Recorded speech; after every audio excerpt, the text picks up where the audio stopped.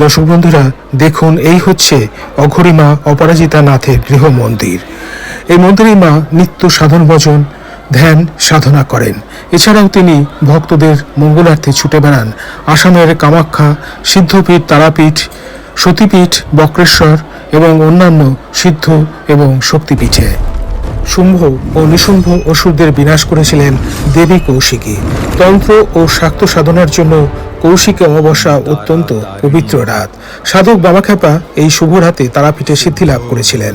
অজ্ঞানতা ও অশুভ শক্তির উপরে ঐশ্বরিক আলো ও শুভ শক্তির বিজয়ের প্রতীক হিসাবে কৌশিকী বা অলোক অমাবস্যা নামে পালিত হয়। 10ই সেপ্টেম্বর সকাল থেকে 11ই সেপ্টেম্বর সকাল পর্যন্ত চলা এই বিশেষ মহাযজ্ঞে সংসারের শুভ শক্তির কামনায় তারাপীঠে অসংখ্য ভক্তের সমাগম হবে। এই বিশেষ দিনে সিদ্ধপীঠ তারাপীঠে উপস্থিত থেকে ভক্তদের মঙ্গল কামনার্থে বিশেষ পূজা ও হোম মহাযজ্ঞাদি অনুষ্ঠান করবেন অঘরীমা অপরাজিতা নাথ। তার সাথে উপস্থিত থেকে আপনারাও সেই পবিত্র দৃশ্যের সাক্ষী হয়ে এক অপূর্ব অপার্থিব আধ্যাত্মিক অনুভূতি লাভ করতে পারেন।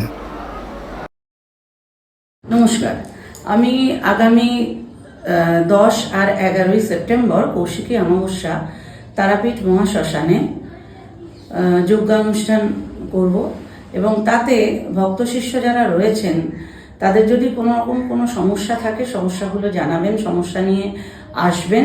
অবশ্যই আমি দেখা করব এবং সেগুলির সমাধানের চেষ্টা করব যজ্ঞানুষ্ঠানের মাধ্যমে।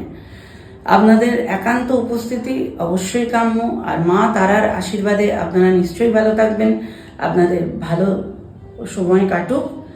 আর দেখা হচ্ছে কৌশিকী অমাবস্যায়।